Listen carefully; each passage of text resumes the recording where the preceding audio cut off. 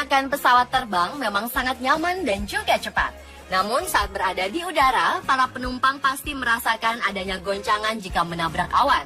Dalam dunia penerbangan, ada awan yang boleh dilalui, ada pula jenis-jenis awan yang harus dihindari.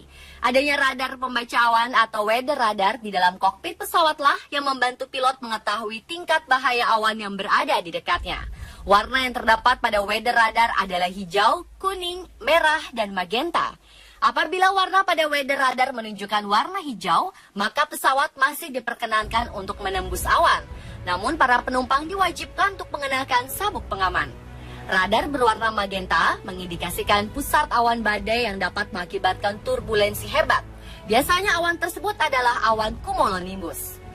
Awan cumulonimbus inilah yang dicurigai menyebabkan pesawat AirAsia QZ8501 hilang kontak pada Minggu 28 Desember 2014 lalu. BMKG atau Badan Meteorologi, Klimatologi, dan Geofisika membenarkan terdapat gumpalan awan tebal pada jalur penerbangan pesawat AirAsia QZ8501. Sebelum pesawat AirAsia QZ8501 hilang kontak, pilot sempat meminta izin untuk menghindari awan tebal yang diyakini merupakan awan cumulonimbus. Keberadaan awan cumulonimbus atau awan CB memang dianggap sebagai momok bagi kalangan penerbangan. Ini dikarenakan awan ini dapat menyebabkan turbulensi dan mesin pesawat mati. Awan cumulonimbus adalah salah satu awan vertikal yang dapat tumbuh menjulang hingga ketinggian 60.000 kaki atau sekitar 18 km lebih. Cumulonimbus berasal dari bahasa Latin cumulus berarti kumpulan dan nimbus berarti hujan. Awan cumulonimbus terbentuk karena beberapa sebab.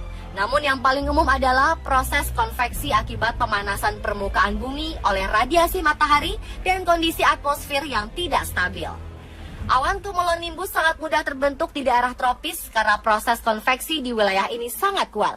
Bagian pucuk awan ini berserabut, tampak berjalur-jalur dan hampir rata, melebar mirip bentuk landasan yang disebut Anvil Head. Dari awan inilah timbul berbagai fenomena cuaca ekstrim seperti badai tropis atau topan, badai petir, hujan es, tornado, hingga angin puting beliung. Ada beberapa hal yang membuat awan ini dinilai sangat berbahaya bagi dunia penerbangan. Yang pertama adalah proses vertical draft atau gerakan vertikal udara yang terjadi di dalam awan. Gerakan ini dapat naik atau turun. Goncangan yang kita alami saat pesawat berada di dalam awan juga disebabkan karena vertical draft. Hanya saja pada awan cumulonimbus proses ini jauh lebih kuat sehingga turbulensi yang dihasilkan dapat menghempaskan pesawat dan terjebak di dalamnya. Faktor lain membahayakan pesawat cumulonimbus adalah partikel es awan cumulonimbus. Hujan es bisa terjadi dan dapat menyebabkan kerusakan parah pada badan pesawat. Pada beberapa kasus, es yang masuk ke mesin pesawat juga bisa menyebabkan mesin mati dan memberikan masalah cukup serius bagi pilot. Es juga pernah menyebabkan tragedi penerbangan, yaitu jatuhnya pesawat Air France 447 di bulan Juni 2009 di Samudra Atlantik.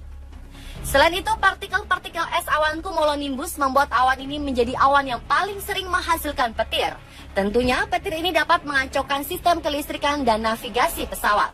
Awan cumulonimbus menciptakan petir melalui jantung awan. Petir yang berada di jantung awan bisa menimbulkan curah hujan tinggi dan angin kencang. Petir ini biasanya menghilang setelah 20 menit.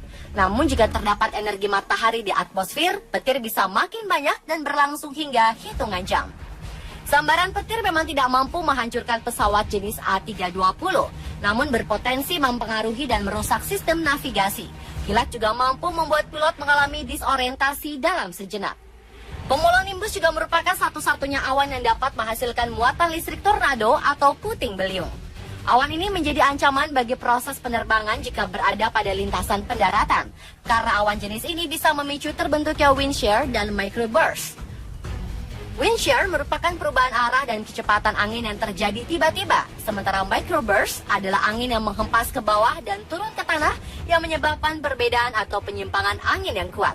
Microburst mampu menghasilkan angin lebih dari 100 miles per hour dan bisa menyebabkan kerusakan karena pesawat terbanting ke bawah. Dengan sifat awan cumulonimbus yang sangat berbahaya tersebut, maka para pilot pesawat terbang umumnya akan lebih memilih menghindari awan ini ke arah samping atau menaikkan ketinggian pesawat.